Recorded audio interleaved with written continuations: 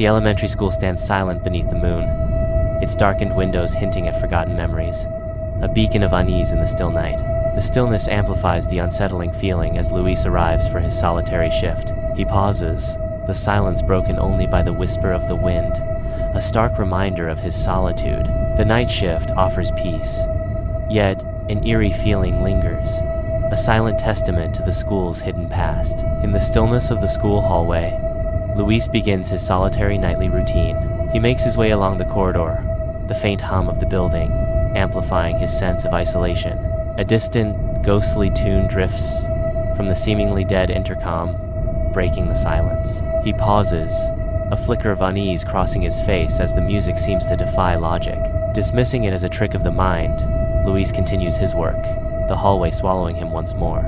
In the dead of night, Luis methodically cleans the whiteboard, erasing the day's lessons. His eyes fixate on a crude crayon drawing of stick figures, a childish creation that stirs an unsettling feeling within him. Without hesitation, he wipes away the drawing, erasing any trace of its existence. A faint children's laughter echoes from the silent hallway, sending a shiver down his spine as he turns to leave.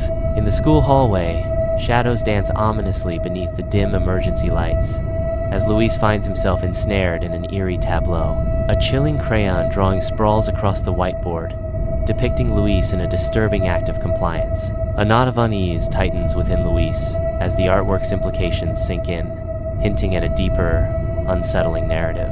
His gaze shifts upward, drawn to the unblinking eye of a security camera nestled in the corner, its silence amplifying the sense of dread. A stark realization washes over Luis as he confirms the camera's lifeless state, its failure adding a layer of vulnerability to his plight. The boiler room's chilling air bites as Luis steps inside, a stark contrast to the warmth of the school. An unnatural cold permeates the room. Tiny red shoes appear outside the janitor's closet, a splash of color in the gloom. A growing unease washes over Luis as the silence amplifies the unsettling discovery. In the dim glow of the laptop screen, Luis peers intently at grainy security footage, his brow furrowed in concentration. Distorted images reveal a child-shaped shadow lurking just behind him, a silent observer in the digital world. Luis finds the principal, her stern face and dismissive air adding to the mounting frustration. The principal dismisses his findings with a sharp rebuke. "We don't store security footage. There's no working system yet." Luis stares back at her, the weight of her words sinking in. The janitor's closet door creaks open, revealing shadows dancing in the dim light. Luis peers into the depths of an old janitor's locker, its secrets veiled by dust and time. Amidst the clutter, a dusty file labeled Incident Report 1996 emerges, hinting at forgotten stories. He opens the file. News clippings tell of a missing boy who vanished during detention, his fate unknown. The boy was last seen in room 4C, a place shrouded in unease, where lights flicker without end. A lonely school hallway at night, where silence amplifies the hum of unseen machinery. Suddenly, the intercom crackles to life, a chilling voice beckoning from the shadows. "Come find me." Luis walks hesitantly down the hall, his footsteps the only sound. He stops before room 4C, a chilling premonition hanging in the air. He pushes the door open, and darkness swallows him whole as the door slams shut with a deafening bang. The next morning, Luis's cart sits abandoned and untouched, a silent testament to the unease that permeates the school.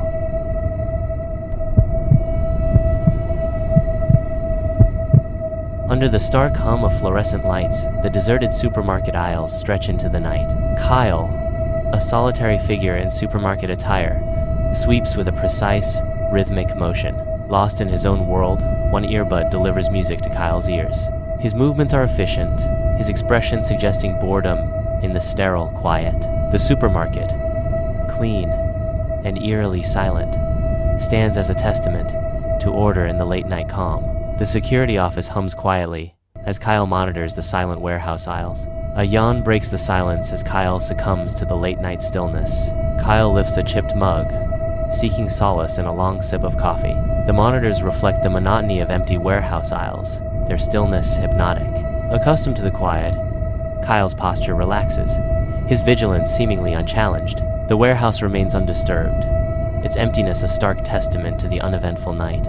In the dead of night, Kyle's eyes lock onto the monitor, the screen displaying aisle 7. A chilling vision unfolds. A woman in a white dress stands motionless, her head bowed in eerie stillness. A flicker of unease dances across Kyle's face as the unsettling image grips his attention. Driven by growing suspicion, Kyle rewinds the footage, seeking answers in the ghostly replay. The woman in white remains, an unchanging specter haunting the screen, defying explanation. "What the?" Kyle murmurs, his voice a mere whisper in the silent office, questioning what he sees. Night after night, Kyle sits hunched in the dim security office, his focus unwavering. His eyes are locked onto aisle 7's camera feed, each passing night bringing a growing dread. The woman appears closer each night, a silent, encroaching threat that haunts his waking hours. Sleep eludes him, his face now gaunt, a stark testament to the mounting strain. His weary eyes reflect the growing terror of each shift. The security office, once a sanctuary, now feels like a cage closing in around him. In the dead of night, aisle 7 of the supermarket stretches into the darkness, stocked with the ordinary. Kyle cautiously advances, his flashlight beam cutting through the shadowy aisles. He halts abruptly, the beam settling on the empty space where the woman once stood on camera.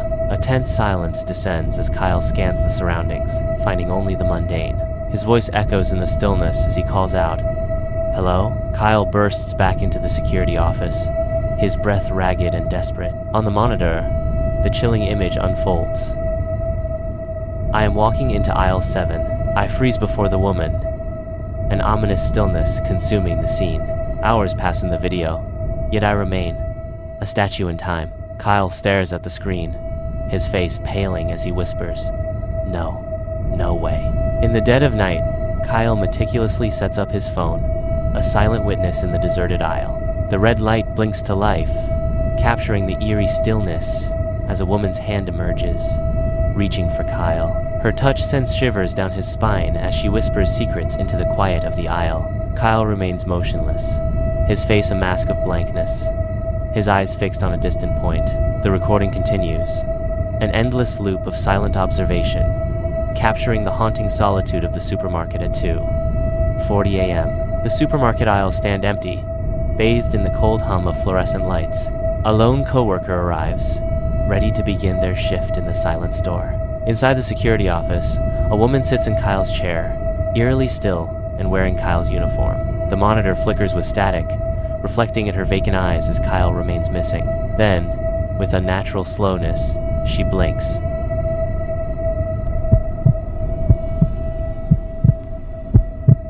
In the deserted fast food restaurant, Marco mops the floor, his movements mechanical under the buzzing fluorescent lights. He empties trash cans, each action a repetition of the last. Wiping down tables, Marco's reflection stares back at him from the polished surface. The mundane routine continues, each task blurring into the next, as Marco maintains the fast food restaurant. The order system shuts down at midnight, signaling the end of another ordinary night. In the greasy confines of the fast food kitchen, Marco attacks the grill, the pungent scent of burnt meat thick in the air. The sizzle of cooking is abruptly shattered by a burst of static from the drive-thru headset. A momentary disruption in the mundane, a distorted voice, an eerie echo of Marco himself, spills from the speaker, twisting familiar words into something alien. Marco pauses, his brow furrowing as he tries to decipher the unsettling message, dismissing it as a mere technical glitch. Despite his rationalization, a shiver of unease snakes its way down Marco's spine, a primal response to the inexplicable. The metallic scent of burnt burgers now mixes with the chilling premonition that something is profoundly wrong. In the sterile glow of the fast food restaurant, a digital screen announces an ominous order. Combo 6, no escape. Marco casts a wary glance at the empty drive-thru window, a knot of unease tightening in his brow. The digital order flashes again, now insistent, as if mocking the silence of the deserted lane. The fryer roars to life, its sizzling oil shattering the quiet, amplifying the growing dread. The hum of the fryer fills the empty restaurant, a mechanical heartbeat in a gathering storm. In the fluorescent glare of the fast food restaurant, Marco nervously steals a glance at the surveillance monitor. The screen replays fragments of his recent days, each clip subtly amplifying his growing unease. He watches himself flipping burgers, each motion a familiar yet alien gesture. A flicker in his eyes, A distortion in his movements hits him, but disturbingly not. The unsettling realization deepens. The man on the screen is a twisted reflection of himself. Marco cautiously steps into the chilling expanse of the walk-in freezer. The walls of the freezer are plastered with receipts, each stained ominously in red ink. Each receipt bears his name, a chilling personal mark amid the frozen silence. Some receipts predict dates in the future, a disturbing glimpse into what is to come. One receipt stands out. Last shift, July 15, 2025. Do not open freezer. Marco recoils, his face contorted in horror at the grim prophecy before him. Marco sprints toward the fast food restaurant, a desperate urgency fueling his every move. He grasps the handles, yanking with all his might, only to meet the cold resistance of heavy chains. Frustration mounts as Marco frantically fumbles for his phone, a beacon of hope in his trembling fingers. The screen remains stubbornly dark, a silent testament to his growing desperation. I tried to warn you last time, Marco's voice echoes, unheard into the void. Under the harsh fluorescent lights, Marco pastes a fake smile on his face, his eyes betraying a vacant distance. The drive-through window frames his strained composure. The fluorescent lights flicker, casting long, dancing shadows that mirror his inner turmoil. His smile does not reach his eyes. Flickering security footage reveals a fast food restaurant window, the scene bathed in an eerie, artificial glow. Marco's reflection stares back from the glass, a haunting image frozen in time. The reflection remains unmoving, an unsettling stillness that defies the bustling world outside. A smile is plastered on the reflection's face, a chilling mask that conceals the void within. The smile never fades, a constant, unnerving reminder of the Marco who once was. The footage loops, the chilling echo of Marco's past self reverberating through the empty space.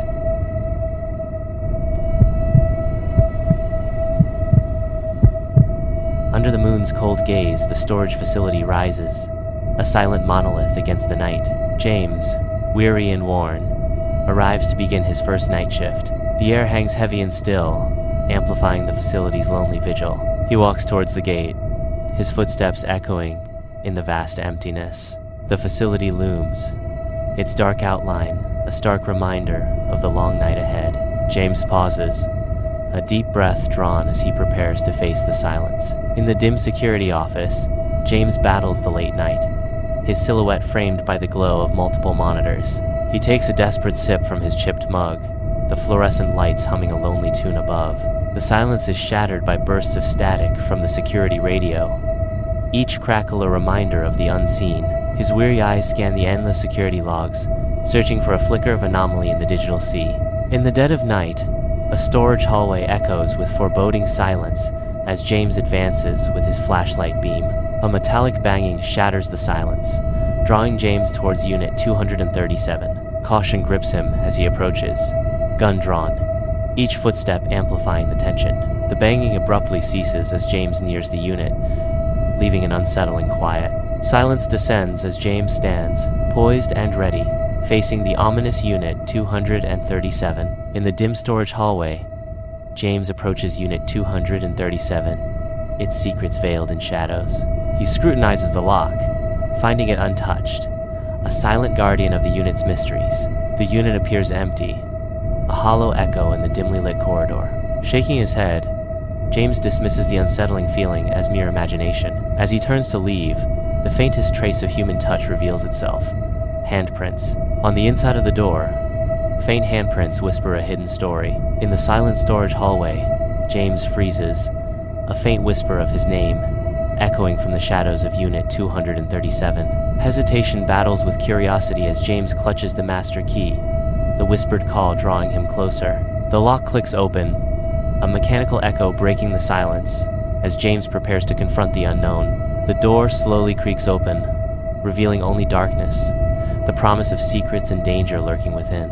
Darkness dominates Unit 237, pierced only by the stark beam of a flashlight. A metal chair confronts an old CRT TV, an ominous vigil in the dead of night. Beneath the screen, a box brims with VHS tapes, each marked with James and recent dates. The tapes, labeled with his name and recent dates, hint at a chilling obsession consuming James. Inside the dimly lit security office, A bank of monitors casts an eerie glow on the tired face of James. A VHS tape flickers to life on the screen. James sits in the metal chair inside Unit 237, staring intently at the unit door for hours. Another tape unveils a chilling image. Another tape shows a faceless figure standing silently behind him. The final tape shows a terrifying glimpse into the future. He plays a tape labeled with tomorrow's date, and it shows him still in the chair watching. Silence blankets Unit 237 as the morning supervisor steps inside. The room is devoid of life, save for the cold, flickering light of a lone television. A voice crackles from the screen. "Don't let them open the others." The chilling message repeats endlessly as the tape loops. The supervisor pauses, the weight of the looped message hanging heavy in the air.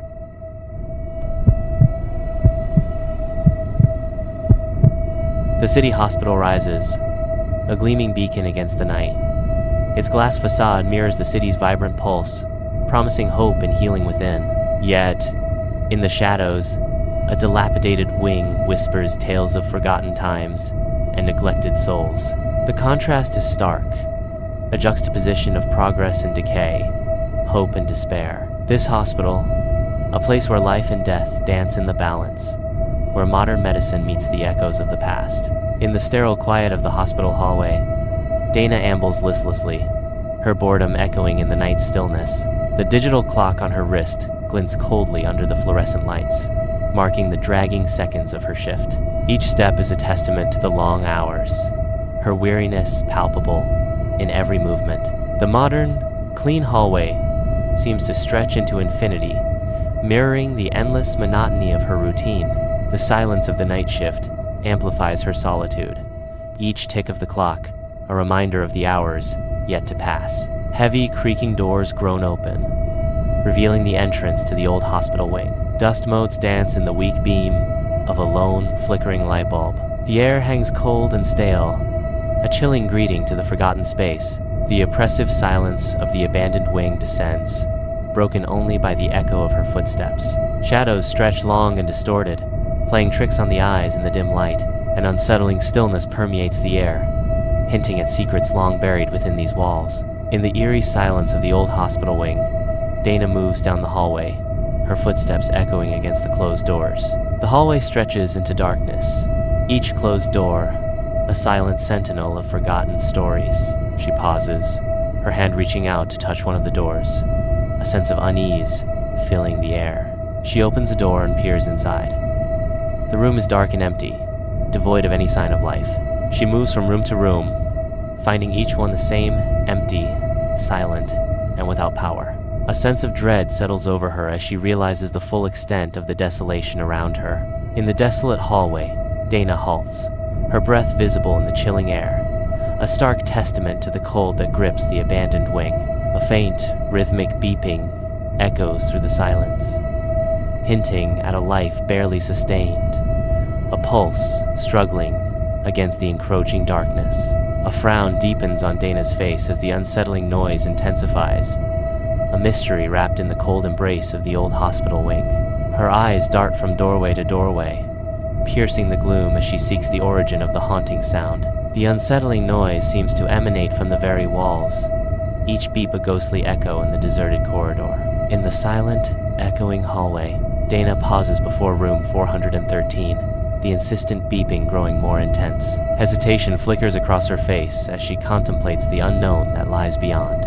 With a deep breath, Dana steels herself, her hand hovering over the cold metal of the doorknob. Slowly, deliberately, she begins to push the door inward, the sound of its creaking hinges cutting through the silence. The door swings open, revealing the room's secrets as Dana steps into the unknown. The sterile room of the old hospital wing emanates an unsettling calm, the neatly made bed a stark focal point. In the echoing silence, Dana cautiously approaches, her footsteps the only sound. Her fingers graze the cold metal of the chart holder, a hesitant touch in the desolate room. She pulls the chart free, the rustling paper breaking the silence as she prepares to read. Disbelief washes over Dana's face as she scans the information, the sterile room amplifying her shock. In the dim light of room 413, a hospital chart comes into sharp focus. The camera closes in, revealing a name. Dana. The letters of her name stand out starkly against the clinical backdrop. Each character is a silent testament to a story yet untold. The chart hints at the presence of someone, a ghost in the room. The room holds its breath, waiting for the story to unfold. In the desolate hallway of an old hospital wing, Dana hurries forward, her face a canvas of deep unease. The fluorescent lights flicker ominously, casting long, distorted shadows that dance around her, amplifying her growing anxiety. Her breath hitches as she scans her surroundings, the silence broken only by her ragged gasps. At the far end of the hallway, a man stands motionless, clad in a faded hospital gown, his presence radiating an unnerving stillness. In the sterile, buzzing silence of the supervisor's office, Dana stands tensely before the desk, the fluorescent lights casting long shadows. The supervisor's words cut through the silence. "That wing doesn't have hallway lights," the supervisor continues. "You must have seen your reflection." Dana remains standing, absorbing the supervisor's words. The fluorescent lights continue to buzz, and the shadows deepen across the room, swallowing Dana in doubt. In the desolate nurse's station, shadows dance with the scent of dust and decay. Dana's quest begins amidst forgotten memories. She lifts the log, its cover worn by time, its secrets barely contained. The brittle pages whisper tales of a forgotten past, each turn a step deeper into the unknown. Her search ends at room 413, a date etched in time, 2009. The camera focuses on a log entry, detailing a patient's tragic fate during surgery, highlighted in stark, ominous red. "Do not redmit. Returning risks. Containment breach." A voice whispers a chilling warning, echoing through the desolate hall. "Do not redmit. Returning risks containment breach." The logbook lies open, revealing the chilling warning in bold red letters. The door to room 413 creaks open, its hinges groaning in protest. The room is shrouded in darkness, pierced only by the erratic flicker of a monitor.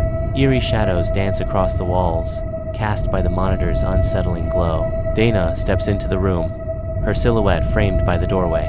The monitor's glow casts an eerie pallor over everything it touches. In the stark quiet of room 413, a monitor flickers, its cold light the only witness. The screen pulses with an unsettling rhythm, shadows dancing on the walls. Dana's name glows, a beacon in the suffocating darkness. AD minute 12.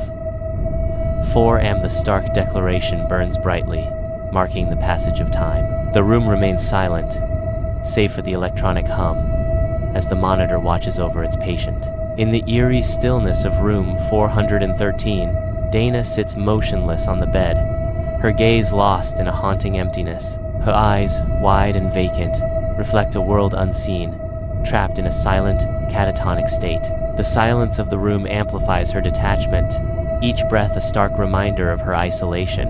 Time seems to stand still, as Dana remains frozen, a statue of despair in the dim light. The weight of her catatonia fills the room, a heavy shroud of unspoken sorrow and loss. In the stark confines of room 413, a lingering secret is etched onto Dana's skin. The words, "We needed a nurse," speak of desperate measures and unspoken fears. Each letter tells a silent story of a past tragedy, now haunting the present. The faded ink serves as a chilling testament to a dark history, forever marked on Dana.